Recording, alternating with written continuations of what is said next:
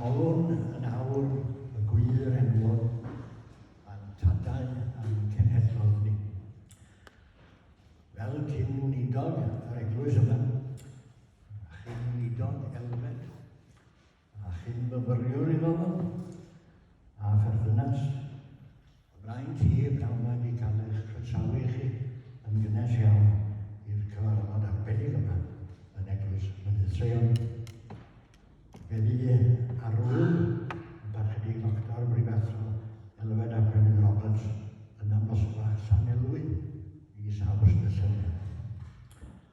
Oherwydd pandemig virus corona a newidiodd ei enw i Covid-19, diwrnod i'r teulu'r unig oedd yr amgylchiad trist hwnnw.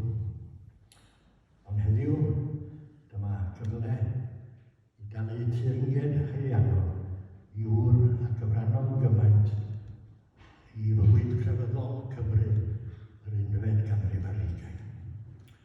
Mwynhewch prynhawn yng nghwmni teulu Elfed a'i deulu estynedig a'i gyfeillion wrth i ni'n amsio dwy gyfrol newydd o waith cyn brifathro, diwynydd hanesydd, darlithydd, gweinidog a pregethwr amlwg ac anwyn iawn. Un o hoff glywediadau Elfed oedd popeth yn iawn. Oedd Elfed yr oedd ac yma popeth yn iawn. Croeso cynnes i chi gyd. Wel, diolch i'r parch i fod â Gwilym am ein croesawu ni mor gynnes i Mynydd Seion ac eine ar ran coeddiadau'r gair. Diolch i chi gyd am eich presenoldeb yn y capel yma, y prynhawn yma. Diolch i Bechedig Brian Hugh Jones a swyddogion yr eglwys hefyd am ganiatáu i ni gyfarfod yma mewn amgylchiadau digon anodd o ran lle da ni arni ar hyn o bryd. Ond diolch hefyd i bawb am y fod mor ofalus wrth gyrraedd yma. A gobeithio cawn ni fendith yma yng nghwmni'n gilydd wrth i ni lansio, wrth i ni gofio ac wrth i ni ddiolch am gyfraniad un a oedd mor bwysig, mor annwyl yn ein golwg ni i gyd. Gai hefyd nodi y bydd yna gyfle ar y diwedd i gael copi o'r cyfrolau fel y gwelwch chi yn dda. Wrth i ni ddod yma, y prynhawn yma, mae angen i fi wneud un ymddiheiriad. Oherwydd, da chi wedi dod yma ar y dybiaeth eich bod chi'n dod ynghyd i lawnsio 2 lyfr, 2 gyfrol o eiddo Elfed ap Nefydd. Ond tydyn ni ddim yn lawnsio 2 gyfrol, da ni'n lawnsio 3 cyfrol. Yn anusgwyl hyd yn oed i ni, mewn gwirionedd, mi oedd yna 3 gyfrol. Yr oedden ni'n gweithio arni wedi dod yn barod. Ac felly gawn ni sôn fwy am y 2 cyfrol, ond y gweddiau a'r myfyrdodau, ond hefyd cyfrol sy'n yn gyfres o astudiaethau Beibledd ar gyfer pobl ifanc ar gyfer cwrs paratoi. Newn ni sôn fwy am y cyfrolau yn nes ymlaen. Ond dyn ni yma i ddathlu ac i ddiolch am 100 mlynedd o gyhoeddi ffyddlon gan Elfed ap Nefydd Roberts. Yn naturiol, wrth i ni ddod ynghyd, mae e'n brofiad chwerw felys yn dydi. Dydi Elfed ddim yma, ond dyn ni yma i gydymdeimlo â chi fel teulu, ond hefyd i ddiolch amdano fo, ar ran Gymru gyfan, am ei gyfraniad nodedig i fywyd Cristnogol ein gwlad ni dros gymaint o amser. Mi ddoth yn ymwneud gyntaf i ag Elfed dros 10 mlynedd ar 20 yn ôl. Mi o'n i newydd ymgymryd â gwaith Cristion, a mi roedd gan Elfed golofn weddi ar y dudalen gefn ôl, os ydych chi'n cofio. Nawr, i rywun sy'n gyfrifol am gyhoeddi, mae yna 2 beth sy'n dipyn o fain rhongwydd ac yn niwsans.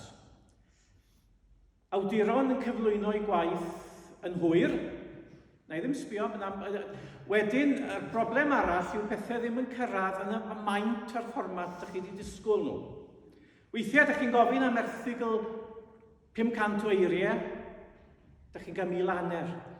O wath byth, ydych chi'n gofyn am 1,000, ydych chi'n cael 300. Gydag elfed, mi roedd y golofn bang ar amser bob tro, ond yn fwy na hynny, oedd y bob amser yn disgyn i'w le. A dyma fi'n deud wrth elfed un tro, dwi'n rhyfeddu, medden ni, ma'ch gwyddiau chi, maen nhw jyst yn disgyn i'w lle yn naturiol. A mae'n edrych arna i fel bectai gen i gyrn yn sticio allan am hen a deud, wel ie fachgen, 84 lein ynde. Hynny yw, roedd o wedi gweithio allan be'n union ydi angen i lenwi'r gofod yr oedd o yn gyfrifol amdano fo. Wedi cyfru'r llinellau a gwybod mae 84, ond wrth gwrs, nid unrhyw 84 sy'ch chi'n gael. Mi oedd pob un gweddi fel pregeth wedi'w saernio, wedi'w grefftio, wedi'w fowldio, pob un pen, pob peth wedi osod yn union spot on daclus. Mi oedd hynny yn gwneud gwaith golygydd yn hawdd iawn. Y gyfrol liw gyntaf iddo fo wneud i ni oedd cyfrol o'r enw Y Duw Byw. 30 o luniau bendigedig, lliw llawn. Cyfrol wedi gyfieithu o'r Saesneg i'r Gymraeg. Mi roedd y cyhoeddwyr Saesneg wedi bod yn reit ddiog. Jyst gosod adnodau o dan y lluniau yma, heb fawr o feddwl. Mae'n deud wrth elfed, sy'n angen i ni gymryd dim sylw o beth sy'n y Saesneg, creuwch gyfrol, medden ni. Mi astudiodd y 30 llun. Mi welodd yn y 30 llun 30 agwedd ar gymeriad Duw. Pan oedd e'n gweld mynydd, Duw'r graig. Pan oedd e'n gweld dŵr yn ffrydio, Duw llawenydd neu Duw byrlymus. Mi roedd pob un myfyrdod a gweddi yn ffitio ac yn gweddi i'r lluniau. Mi gawson ni rhyw 15 cyfrol gydag elfed. Mi driodd ei teirio un tro. Mi ddwedodd, dyma'r ola, medda fo. Dyma'r ola. Be wnaethon ni? Mi gynllunio ni glawr y gyfrol arfaethiedig nesaf. A'i yrifeiddo fo. A ddath nôl ar y ffôn a dweud, wel y fachgen, os wyt ti wedi gwneud y clawr, waeth i fi ysgwennu tu fewn. A mi gaethon ni 2 cyfrol arall yn y patrwm hwnnw ganddo fo.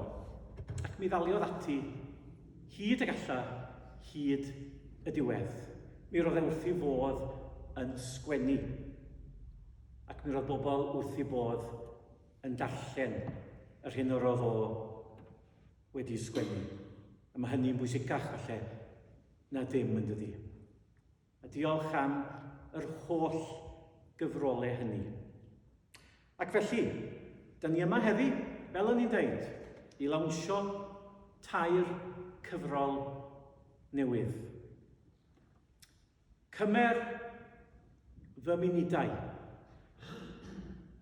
Gai ddiolch i'r parchedig Trevor Lewis am gydweithio gyda ni i baratoi y gyfrol yma.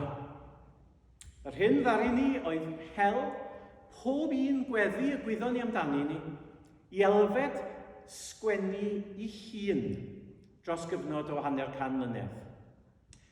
Nid gweddiau wedi'w cyfieithu ganddo fo, nid gweddiau wedi'w casglu ganddo fo, ond gweddiau gan elfed i hun. A mae yna wahaniaeth, credwch i fi. Ac efos, dyma ni feistr ar gyfansoddi creu seirnio gweddi. A dwi ddigon i sefyll i fyny o'ch blaen chi heddi a dweud, wel yn y marn i bryn bynnag, dyma'r gyfrol fwyaf cyfoethog o weddiau Cymraeg erioed i'w chyhoeddi. Achos maen nhw gyd wedi'w creu gan rywun oedd yn dallt beth oedd arwen gweddi ac wedi arfer gweddio yn gyhoeddus o flaen cynulleidfa. Yn ragarweiniad i'r llyfr hefyd, mae yna ysgrif hynod werthfawr. Ysgrif a sgwennwyd ganddo fo ar gyfer gweithdi yng ngholeg y bydyddwyr dros 20 mlynedd yn ôl, y gelfyddyd o weddio. Ac ei annog pawb fydd yn prynu hon heddiw, darllenwch honno ac mi gyfoethogydd eich bywyd gweddi chi. Ac yna mae gennym ni gwerth y funud dawel. Casgliad o dros 150 o fyfyrdodau radio munud i feddwl gan Elfed ap Nefydd. Rhyw flwyddyn a hanner yn ôl, dwi'n siŵr, mi gyrhaeddodd parsel y tŷ acw. Ac fel y bydde Elfed yn dweud bob tro, os nag oes gwerth iddyn nhw i'r bin a nhw, wel na, sa'n byd wedi cyrraedd y bin erioed. Be sydd gynnon ni yma, 150 o fyfyrdodau wedi'w casglu a'i golygu gan Olaf a Helen Davies. Maen nhw'n ymddiheurio bod nhw methu bod yma heddi, maen nhw mewn carafan am fis yn rhywle gwyn i byd nhw. Ac felly, beth sydd gynnon ni yma mewn gwirionedd ydy 10 mlynedd, neu 10 mlynedd ar 20, 10 mlynedd ar 20 o sylwebeth ar hanes y byd. Oherwydd mi fydde myfyrdodau Elfed bob amser yn cydio yn rhywbeth oedd wedi digwydd yn y byd ac yna rhyw sylw ganddo fo. Ac yn y gyfrol yma, mae'n gyfrol fedrwch chi ddarllen, mae yn rhefn amser, fedrwch chi ail fyw cyfnod o 30 mlynedd. Ac fel o'n i'n deud ar y dechrau, dod i lansio 2 gyfrol, wel, mae yna 2 cyfrol. Oherwydd mi yrodd Elfed hefyd bentwr arall ato ni, sef i nodiadau ar gyfer cynnal dosbarth derbyn. A bellach, mae'r rheini hefyd wedi cael ei rhoi mewn i'r gyfrol fach hwylus yma, derbyn a dilyn Iesu, cwrs paratoi i gymunwyr ifanc. Ac felly, dyn ni yma heddi i lawnsio'r 2 cyfrol. Nawr, tydan ni ddim yn cael lansio yn y drefn arferol, tydan ni ddim yn cael galw bobl ymlaen i gyflwyno copïau a siglo llaw. Ond yr hyn dwi am wneud ydy gwahodd 4 person i ddod ymlaen, i afel mewn pentwr yr un, ac wedyn ysgai ofyn i chi roi clap pan fyddwn nhw wedi cyrraedd a derbyn i copïau, ac mi newn ni hynny fel y lawnsiad y prynhawn yma. Felly, gai alw ymlaen, os gwelwch chi'n dda, Eiddwen a Jonathan, Elen Mai a Trevor Lewis. Ac fel fyddwn nhw wedi derbyn i copïau, newn ni roi clap mewn gwerthfawrogiad o'i cyfraniad. Dewch ymlaen os gwelwch chi'n dda.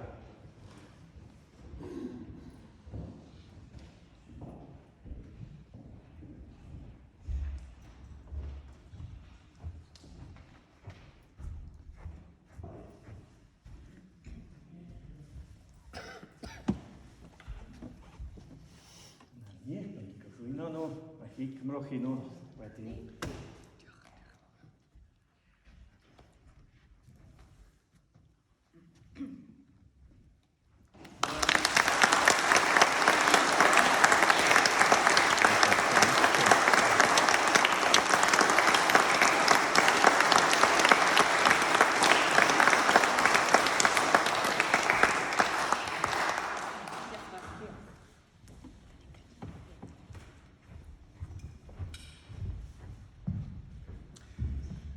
Diolch yn fawr iawn i chi.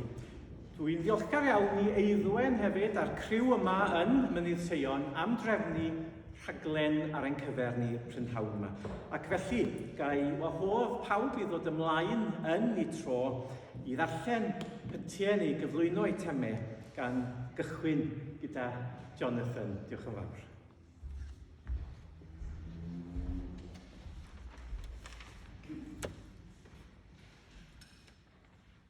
Deinosoriaid Patagonia, munud I feddwl Tachwedd 1998. Mae'r enw Patagonia yn cynhesu pob Cymro. Oherwydd I fyntau o'n cydwladwyr yn fudo yno yn y ganrif ddiwethaf a bod I disgynyddion hyd heddiw yn ymdrechu I cadw hunaniaeth a'i diwylliant Cymraeg, rydym yn teimlo fod gennym rhyw fath o hawl ar y lle.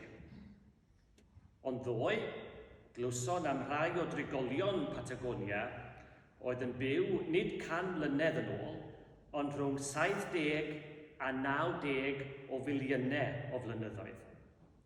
Cyn bod sôn am fodolaeth dyn o gwbl ar wyneb yr hen ddaear yma. Yn ôl yr hanes, darganfuddwyd olion o heidiau o ddeinasoriaid, ac yn ei plith, filoedd o wyau, dwsinau ohonynt heb ddeor, a ffosiliau o ddeinasoriaid bach oedd I mewn iddynt. Mae bron fel petai stori'r ffilm Jurassic Park yn dod yn wir. Yn ôl y gwyddonwyr, mae hwn yn ddarganfyddiad eithriadol o bwysig. Mae clywed am yr hen olion yma yn gwneud I ni sylweddoli pa mor fyr yw hanes y ddynoliaeth. Mewn cymhariaeth. Mae rhywun wedi dweud pe bai ni'n meddwl am hanes y ddaear yn hermau awr o amser, mae'r 2 funud olaf yn unig fyddai'n cynrychioli cyfnod hanes dyn. Mae meddwl am hynny yn ein rhoi ni yn ein lle ac yn ein hatgoffa pa mor fyr yw'n heinioes. Nid ydym ond fel gronynau o dywod ar draeth amser. Mae'n atgoffa ni hefyd pa mor fregus yw ein gafael ar bethau'r byd yma. Ni bia hwn, meddwn ni. Ni bia'r llall, fy nhi I ydy hwn. Ni bia gogledd Iwerddon a neb arall, meddai'r Gwyddel. Ni bia Israel a neb arall, meddai'r Iddew. Dros dro mae eich gafel chi a minnau hefyd, ar dir ac eiddo, a thai ac arian. Nid ydym yma I berchnogi a meiddiannu, ond yn hytrach I gael ein perchnogi, ac I sylweddoli ein bod yng ngeiriau Paul, yn rhai sydd yn eiddo I Dduw yng Nghrist Iesu. Dydy amser ddim yn menu dim ar ei berchnogaeth ef. Ti fyw a folwm, ti a gydnabyddwn yn arglwydd, yr holl ddaear a thawl di, y tad tragwyddol. Sanctaidd, sanctaidd, sanctaidd, dduw holl a lluog. Datgan nef a dear ei mawl i'th enw di. Helpa ni yn nawr, o ddew ein tad, I ddyrchafu ein calonau atat. Cyfaithoga ein haddoliad a fendydd gyfoethog dy hun, fel bod cyfan am nawn yn gymeradwy ger dyfron mwyn Iesu Grist. A mewn chi ymateb ar ôl bob brawddeg o'r weddi hon, gyda'r geiriau cladforwn di o ddew. Mawrygwn dy enw o arglwydd, am I ti blannu ynom y gallu I theddoli di, a'r awydd I gyfranogi o fendithio dy bresenoldeb gyda ni. Clodforwn di o ddew. Diolch yn I ti am dy eglwys ar y ddaear ac am bob cyfle a gawn drwyddi, I borthi ein heneidiau a'n calonau yn dy wirionedd dy hun. Clodforwn di o ddew.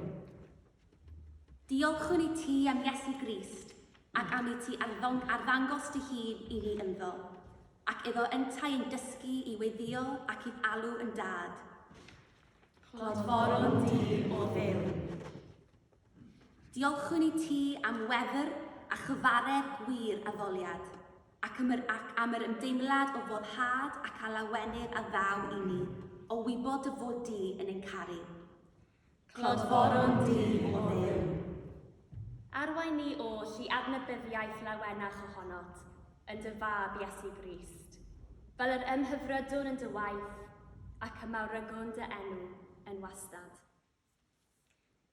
Y nawr gweddi dros y rhai y gosodir arnynt y cyfrifoldeb o bregethu'r gair ac o arwain eraill i addoli. Gweddiwn, o arglwydd ar y tu dywallt y ysbryd ar wenedogion, offeiriaid, pregethwyr y gair, a phawb sy'n arwain eraill i addoli ac i weddio. Rho iddynt weledigaeth o'r gwirionedd, doedd ffineb a nerth i gyhoeddi'r efengyl, ac ymdeimlad oedd bresenoldeb di gyda nhw yn eu gwaith. Gwna nhw'n gyfryngau yn dy law i ddwy'n eraill i adnabyddiaeth ohonot, ac i brofiad o thgariad a thras, trwy Iesu Grist ein harglwydd. Amen. Sail y weddi yma ydy geiriau cyntaf Salm 84. A thestyn y weddi ydy cysygyr. Mor brydferth yw'r breswylfod o arglwydd y lluoedd. Gwyn ei byd ar y sy'n trigo yn dy dyn, yn canu mawl i tîn ostadol. Weddion. Yn y lle hwn, ar yr awr hon, plygwn yn addolgar slaen di ein Duw. A wyt ti'n llenwi pob lle a phob awr, a disgwylio nina yn wedigar i'r presenoldeb yn cyfleidio. Is dangnefedd os tegu pob cynnwr yno. Is gariad ein tynnu tuag atad. Is ysbryd enyn yno'n fawl caddoliad. A thoi'r lle hwn, ar awr hon, yn borth y nefoedd i ni. Dduw sanctaidd, a wyt ti'n trigo yn uchder y nefoedd, nid mewn temlau o waith llaw. Ond diolchwn dy fod yn ymgartrefu yn ei mysg, yn ein cyfarfod o fewn cynulleidfa'r bobl, ac yn amlygu dy hun i ni o fewn awyrgylch ac addoliad y dyn. Bendithiwn di am y cysig ar hwn, am yr rhai y cododd yn allor i ti, a'i gysegru i thogoniant a'i gweddiau etholondeb. Am i ni yma gael cyfarfod â thi ac am gilydd, ac am bob nerth ac ysbrydiaeth, a ddaw i ni o fewn dy gynteddau. Bendithiwn di am addoliad y cysygyr, am bregethiad y gair, am sacramentau'r efengyl, am agosrwydd y cwmwl tystion, am bob profiad o gyffyrddiad y sanctaidd a'n bywyd, am egni ysbrydol gweddi a mawl, am orfoledd salm a chan a geni. Bendithiwn di am gymdeithas y cysygyr, am ein cyfeillgarwch yng Nghrist, am gefnogaeth a charedigrwydd teulu'r ffydd, am bob pontio mewn dealltwriaeth rhwng hen ac ifanc, am i'r unig ganfod yma gwmni, am i'r trallodus ganfod yma ddiddanwch, am bob cyfle i'r anebendithion a beichiau. Bendithiwn di am ddylanwad y cysygyr, am waith a systiolaeth eglwys yn y gymdeithas, yn cynnal ysgol Sul ac yn dysgu plant, yn arwain a hyfforddi'r ifanc, yn bugelio'r lles gael claf ar unig, yn gwarchod iaith, diwylliant a moes, yn adeiladu'r y bobl na ffydd. Gweddion dros eglwysu i'n gwlad, bendithia ac adnewydda hwy a thysbryd glân. Gwna hwy'n arwyddion o'r sanctaidd mewn byd secular, yn ynysau gobaith i rai mewn trallod, yn dystion gwyw i Iesu Grist. Gweddion dros arweinwyr yr eglwysu, gweinidogion, blaenoriaid ac athrawon, roeddynt weledigaeth a dyfod barhad, Gwarchod hwy rhag dy galondid a di faterwch, rhag i'w gwaith ac enhadaeth fynd yn ofer. Gweddion dros aelodau'r eglwysi, y rhai sy'n sefyll dros berthoedd y cysegr yn eu bywyd pob dydd ac ymysg y cyfeillion. Y rhai sy'n cynnal berthau Cristnogol o fewn eu cartrefi a'i teuluoedd. A rhai sy'n hybu'r deyrnas gan addysg, diwydiant a masnach. Arglwydd, cryfha ein hymrwymiad ninnau wrth eglwys. Dy eglwys yn y lle hwn, dy eglwys fawr yn y nef ac ar y ddaear, corff Crist a theulu Duw. Amen. Malala Yousafzai. Mynydd i feddwl 10 o Ionawr 2013. A siôl dros ei phen, gwyn ar ei wyneb, a'i llaw yn codi mewn diolch a pharwel. Aeth Malala Yousafzai allan o ysbyty'r Frenhines Elizabeth ym Birmingham ar ôl derbyn llawdriniaeth arbenigol wedi iddi gael ei saethu yn ei phen gan y Taliban ym Mhacistan.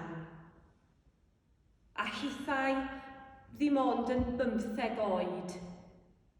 Ei throsedd oedd iddi ymgyrchu dros addysg i ferched. Mae'n amhosibl i ni ddeall agwedd mor gul a gormesol sy'n barod i ladd merched ifanc yn hytrach na chaniatáu iddynt fynd i'r ysgol. Ddiwrnod ynghynt, cyhoeddwyd bod gostyngiad o dros 11% yn nifer y rhai yng Nghymru sy'n ceisio lle mewn prifysgolion, a hynny am fod y costau'n rhy uchel. Ond mae addysg yn hawl dynol sylfaenol, gan fod ein twf a'n datblygiad fel pobl yn dibynnu ar gael ein dysgu, ar dderbyn gwybodaeth, a'n helpu i ddeall y byd o'n cwmpas. Mae stiwdio'r BBC yma yn Wrecsam yn un o adeiladau Prifysgol Glyndŵr. Arwyddai yr y brifysgol yw hyder trwy addysg. Magu hyder a nawn wrth ddysgu. Tyfu ac aeddfedu ac ymgyrraedd at ein potensial fel bodau dynol. Wrth gwrs, dydy addysg ddim yn digwydd mewn ysgol a choleg yn unig.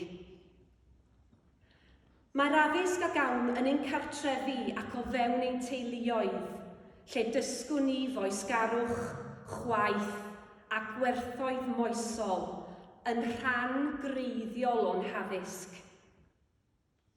Yna, mae'r addysg gawn ni yn ysgol profiad wrth i ni ddysgu dygymod a phrofiadau amrywiol bywyd, y melys a'r chwerw. Mae ysgol ffydd wedyn, lle down i amgyffred yr ysbrydol, i ddysgu gweddïo ac adnabod Duw.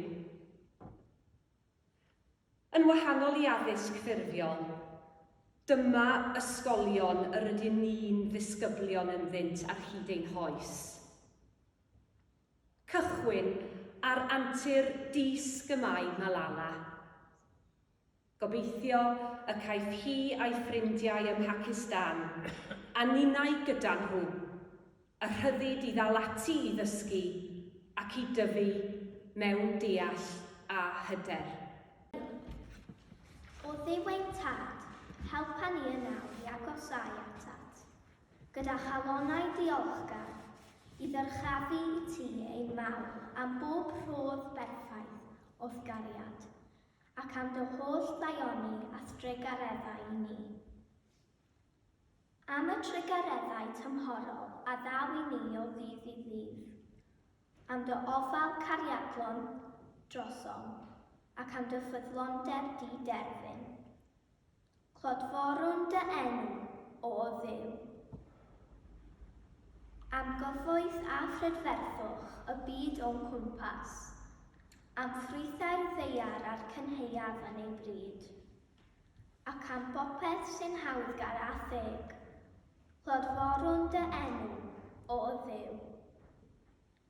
Am ein pleserau ac am bob dedwyddwch a ddaw i ni yn ein bywyd beunyddiol.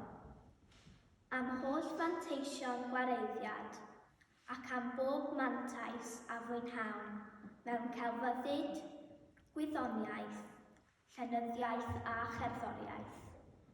Clodforwn dy enw, o Dduw. Amen.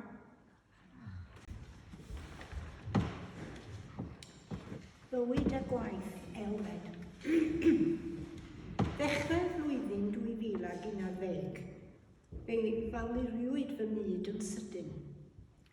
Nid oedd bywyd byth yn mynd i fod yr un fath eto. Roeddwn i wedi colli priod, cariadus a gofalus, a'r plant a'r wirion wedi colli tad a thaid arbennig. Un o faldwyn oedd Tecwyn, ac roedd mwynder y fro yn ei bersonoliaeth.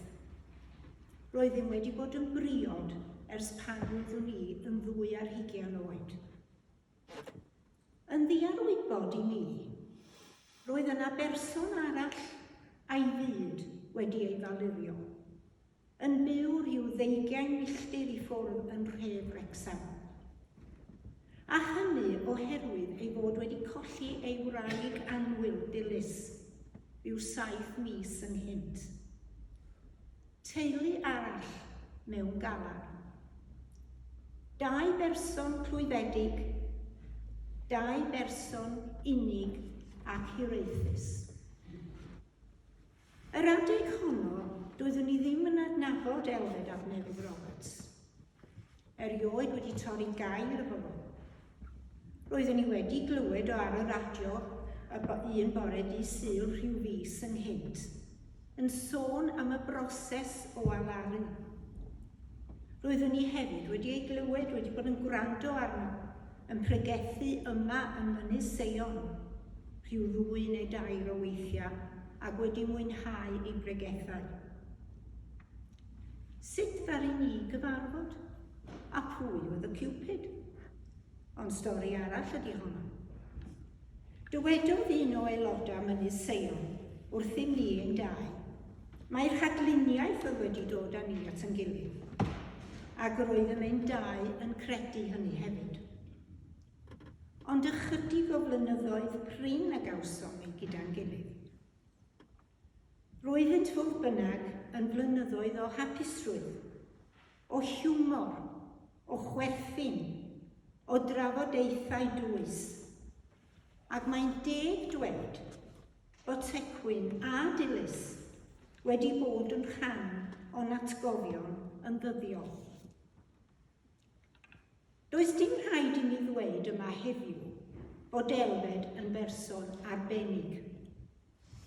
Roedd o'n alluog, roedd o'n ymroddedig iawn yn ei waith, roedd o'n brysur bob dydd, yn ysgrifennu yr holl lyfrau sydd wedi cael eu cyhoeddi, yn paratoi eu bregethau, dwsinau o munud i feddwl, darlithoedd ac erthyglau.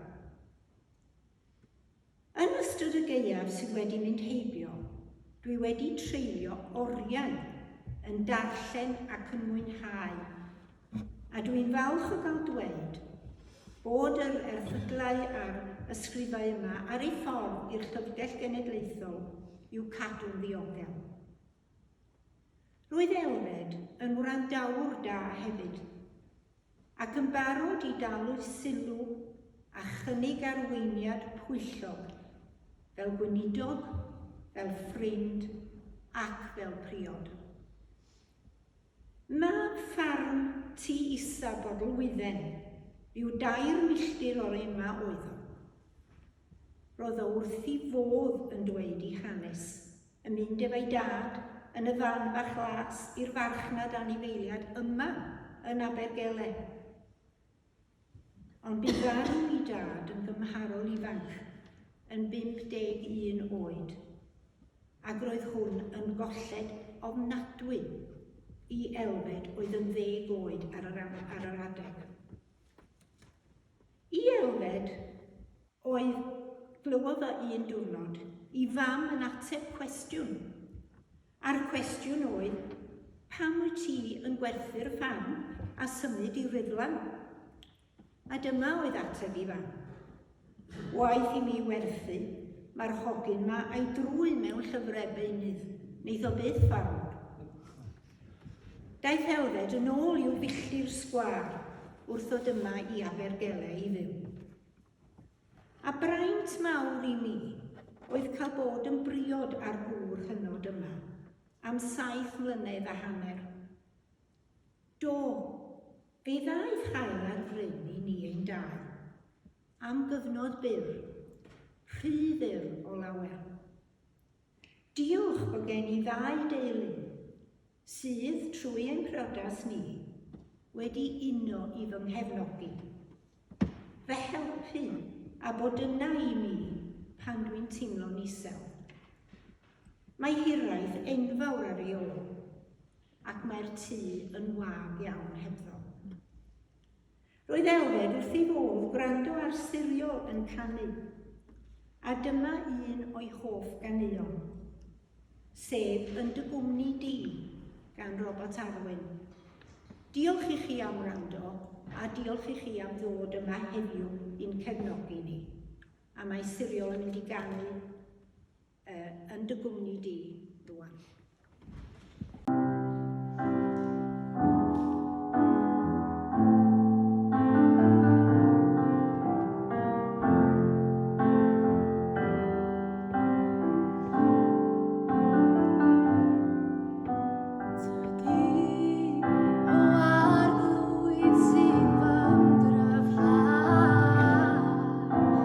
Tydi am creidw trwy fo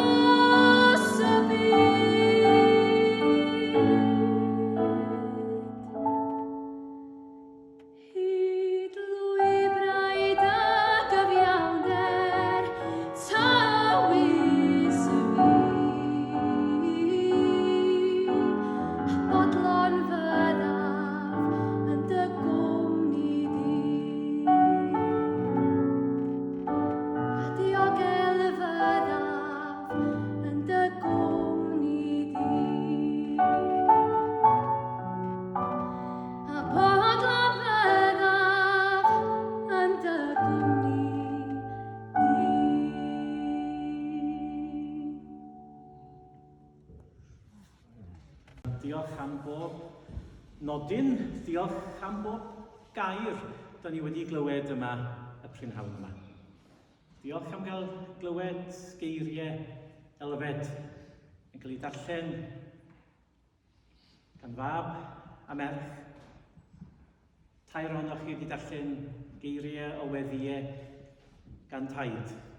A mae hynny, dwi'n siŵr, wedi gadael cryn argraff arna ni. Ac wrth i ni wrando ar y myfyrdodau a rhyfeddu felly, i bod nhw ar un ystyr wedi sgwennu ers blynyddoedd pa mor gyfoes yda nhw a gymaint sydd ganddyn nhw i ddweud wrtha ni heddi. Dyna pam mae'n fraint cael cyhoeddi y dair gyfrol arbennig yma, oherwydd mae iddyn nhw le wrth i ni edrych tua'r dyfodol eto. Wel, yn syml iawn, mae be o'n i fod i wneud heddiw wedi cael ei wneud yn barod, sef diolch. Felly, na i ddim eich cadw chi, dim ond ategu y diolch, a diolch hefyd i Aled a Goeddiadau'r Gair hefyd. A dwi'n meddwl mae'r diolch mwyaf un y gallwn ni wneud i ddiw y pnawn yma, ydy diolch am elfed. A diolch am yr hyn mae o wedi gyflawni dros hanner canrif. A bod yr hyn mae o wedi gynhyrchu yn cadw elfed yn dal yn fyw. Nid yng Nghymru, ond ar draws y byd mae elfed yn enwog. Ac da ni'n diolch heddiw yn bennaf wrth ddiolch i chi gyd am ddod, a phawb sydd wedi cymryd rhan yn diolch penna ni ydy diolch am elfed. A fel sydd wedi cael ei ddweud, mae yna gyfle i chi brynu'r llyfrau a mae yna baned hefyd ar gael a lluniaeth, a dwi'n diolch i chwiorydd Mynydd Seion am baratoi ar yn cyfer ni. Dwi'n gwybod na dwi'n ond wedi bod yma wythnos a chydig, ond dwi'n gwybod bod nhw yn gallu paratoi gwledd pe maen nhw'n gwneud panad. Felly, croeso cynnes i bawb i'r ganolfan ar ôl prynu. Da ni'n clywed am y pasbot Covid. Wel, mae rhaid i chi gael pasbot wedi bod yn gweld Aled gyntaf a'i stondin lyfrau cyn da chi'n cael mynd i'r gael y banad. Ond o ddifri eto, diolch am elfed a pnefydd. A gawn ni orffen mewn gweddi un o weddiau elfed. Tyr dysbryd sanctaidd, rhoi ni gariad, a dysg i ni garu fel y carodd Crist. Tyr dysbryd sanctaidd, rhoi ni lawenydd, fel y dathlu ni'n ffydd a'n cymdeithas a'n gilydd. Tyr dysbryd sanctaidd, rhoi ni dangnefedd, ac ostega pob cynnwrf sydd yno. Tyr dysbryd sanctaidd, rhoi ni oddef garw, a dysg i ni dderbyn a pharchu pawb sy'n wahanol i ni. Tyr dysbryd sanctaidd, rhoi ni garedigrwydd, a gwna ni'n dyner a chymwyn asgar tuag at bawb. Tyr dysbryd sanctaidd, rhoi ni ddaioni, a nertha ni i fyw yn deilwng o'n galwedigaeth. Tyr dysbryd sanctaidd, rhoi ni ffyddlondeb, a chadw ni'n deyrgar yn ffydd a'n proffes. Tyr dysbryd sanctaidd, rhoi ni arwynder, a gwared ni rhag balchder a gwag ymffrost. Tyr dysbryd sanctaidd, rhoi ni hunam ddisgyblaeth, a nertha ni ymwrthod a phob temtasiwn. Tyr dysbryd sanctaidd, rhoi ni dy fywyd dy hun, fel yr amlygir yn o ni, rym a gogoniant, bywyd y deyrnas.